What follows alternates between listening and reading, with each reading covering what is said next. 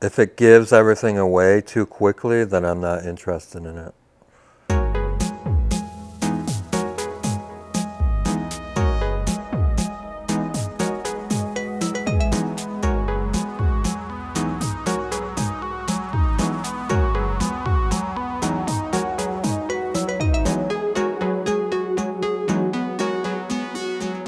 So the bulk of the record, except for 2 pieces, is based around a live show. I always spend quite a bit of time writing a new set, basically. For some reason, my previous live sets, I never recorded like the definitive version, kind of.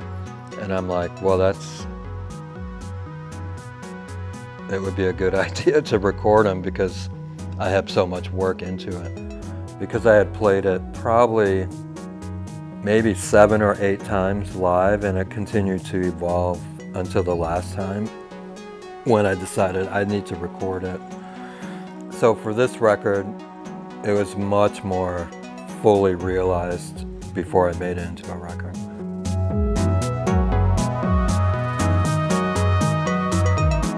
The form and the arc is very similar to what the live show was, but I was able to get a lot more details, and I added extra things that I couldn't do live and stuff like that. I basically added more depth to make it feel more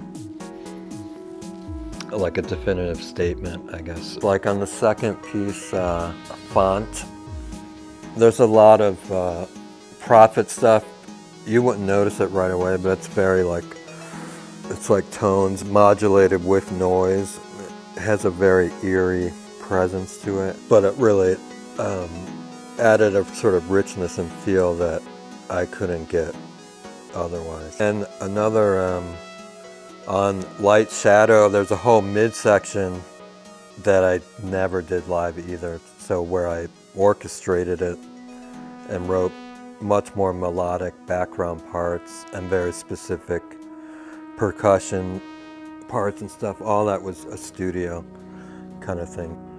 There's also at the end of that piece, there's some granular delay processing that also became really a signature of that piece, where it sounds like crowds of children yelling in the background. It's sort of my favorite section of the record in some ways. And I didn't do that live either.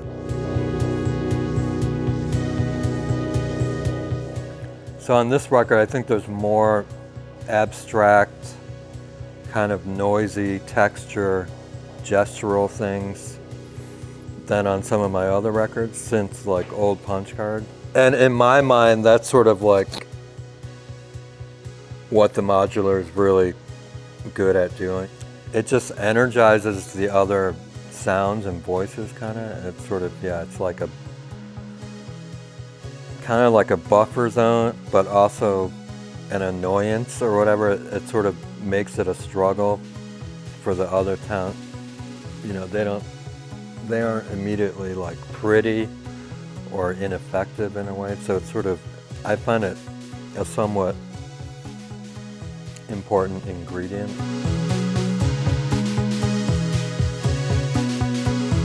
So a lot of the sounds are set up, they're kind of esoteric mono-synths, a lot of different voices built on the Modular, but they kind of act like regular synthesizer voices, whereas some people working in Modular would be developing systems where everything is dependent on everything else in terms of one control voltage affects something else down the line, and it's like a give and take, and it's more random and sort of, there's elements of that, but it's not the core of the music. So a lot of the, what I'll call solo sections, where they sound like somebody improvising on a horn or something, except that it's like my bukla. I'm writing or dictating those lines with a sequencer that I'm establishing a lot of parameters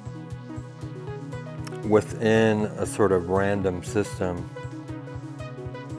of what can potentially happen and what it might sound like.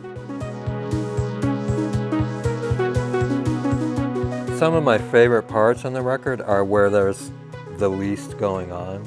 And in some ways, it's like, oh, that is a true sign of success with the instrument and the writing.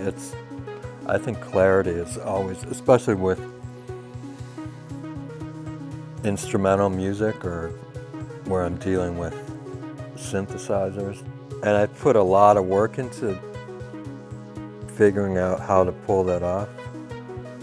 And that has since informed this latest record as a direct result of years of figuring out how to do that, basically. It keeps me engaged, trying to deliver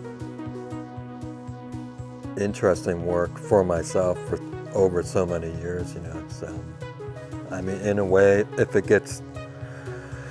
it becomes too hard or too easy, that's going to be a red flag probably as well.